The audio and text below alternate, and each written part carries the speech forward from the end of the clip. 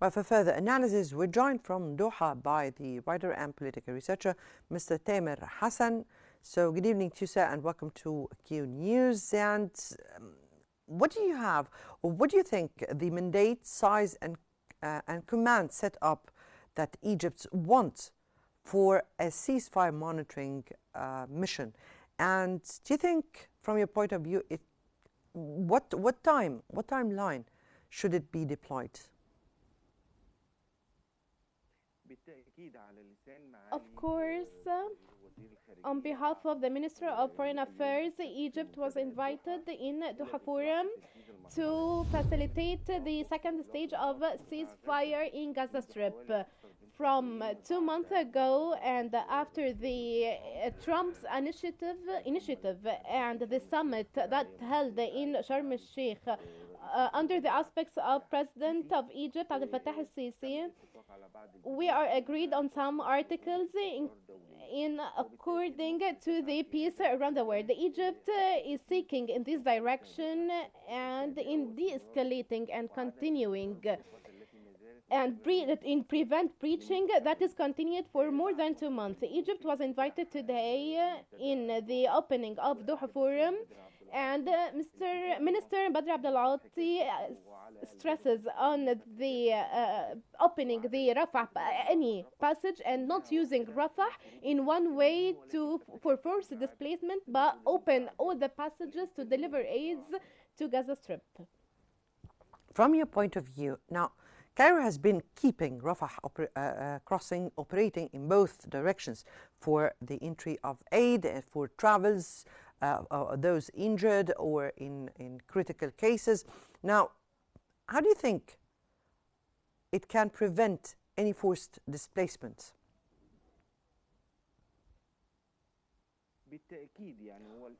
Of course, facilitating for the second stage for de-escalating and for the international participation for monitoring in Gaza Strip and opening all the passages, as Minister Badr Abdel-Ati said, it is an urgent stage because one of the parties, especially Israeli, has to start ceasefire. And he added, Minister Badr Abdel-Ati, that monitoring commission is an urgent from breaching this agreement.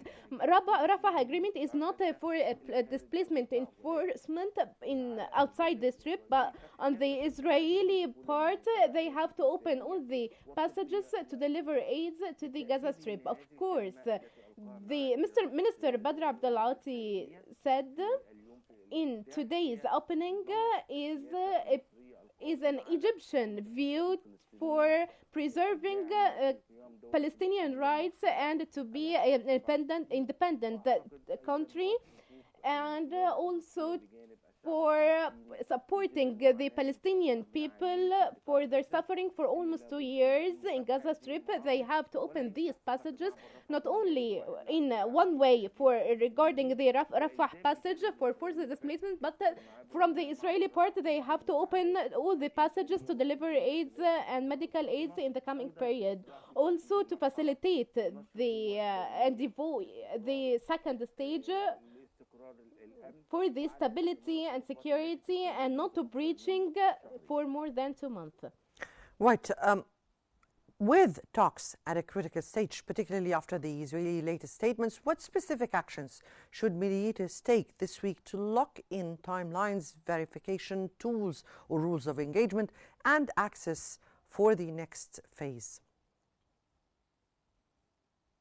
Of course, I think that Qatar and the role of Egypt and Qatar that supporting Gaza from 2 years ago, from the beginning of the war, there is a beautiful role in the Egyptian leadership and Qatar leadership in the operations of ceasefire.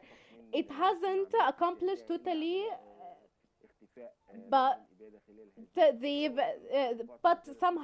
the breaching is still continuing daily for 2 months so far. I think that Arab countries' direction under the leadership of Egyptian leadership in this period to devoid the second stage of ceasefire in Gaza Strip and for spreading the security in the region and not to preaching the Israeli preaching. It's a positive stage in this period.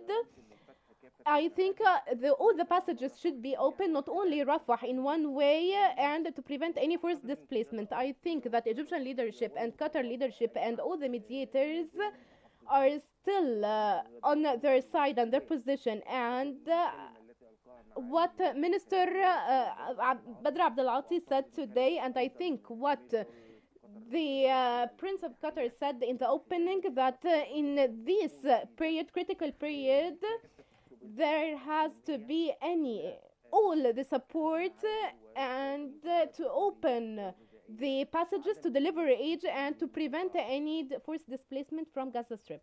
But we're speaking about certain issues that need to be done by mediators. And when I'm speaking about mediators, we're not just speaking about Egypt, Qatar, and Turkey. The main mediator here we're speaking about is the United States and definitely the European sides. So what do you think? What should be done to unlock the timelines, the rules of engagements, the verification tools, and all this? Got your point? Yes, I got your point, and I think from 2 years there hasn't any role of mediators instead of Qatar and Egypt only. From the American leadership, America has the right and the decision to have the leverage on Israel to open Israeli passages.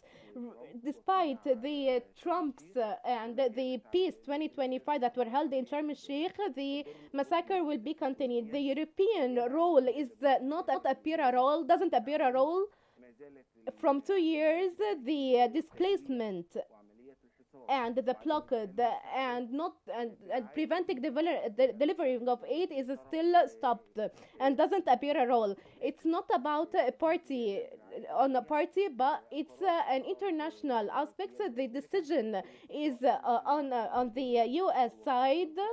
The mediators are from the Qatar and Egypt, and also the Turkey and Saudi Arabia role were active, especially in the Peace 25 that were held in Sharm el-Sheikh, and also on stressing on ceasefire. As Minister Badr Abdel Ati and Prince of Qatar said in the opening of the forum today, that there has of international force of peacekeepers because the preaching is continuing.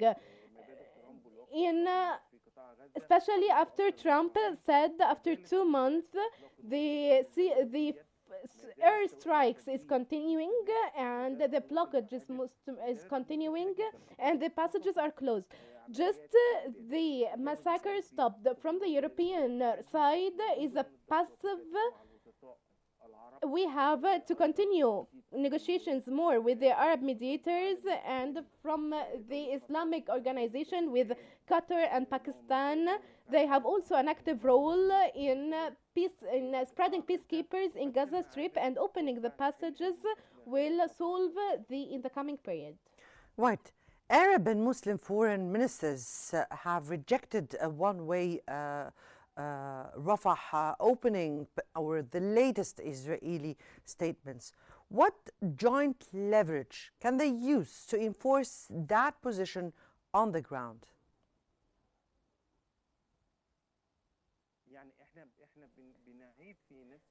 We are coming or repeating the same point. It's not about opening just a passage in one way from the displacement. This is not what I've said. I said the Arab foreign ministers, they all rejected the Israeli statements in opening a one-way openage to the Rafah crossing. Together, all those Arab rejections, what joint leverage can they use to enforce that position on the ground? Let me frank with you, the Arab mediators and the Islamic mediators have nothing in this trip. They have just diplomatic and political side. They have the leverage on the hands of Trump and the American government. And as what happened before from the Islamic part that were have a meeting in New York and that met with Trump, and after the articles of ceasefire 19, it was implemented, and this agreement was negotiated in Sharm el-Sheikh meeting. From the Arab mediators and Islamic mediators are diplomatic and political and economic leverage, not only from the Israeli part, because Israel doesn't allow any intervention from any party. They just allow from the American leverage and American pressure from the beginning of the first day of the war, and supporting the security side. And I think as Trump have the leverage to cease fire on the Israeli part and to continue or complete the first stage, I think he has still the leverage in the coming period to deploy the security part in the coming period. And I think spreading this security and to prevent the forced displacement. And I think from the Egyptian leadership and Arab mediators to prevent or refuse any one way of Rafah passage for the forced displacement, I think we have to negotiate more in the coming period.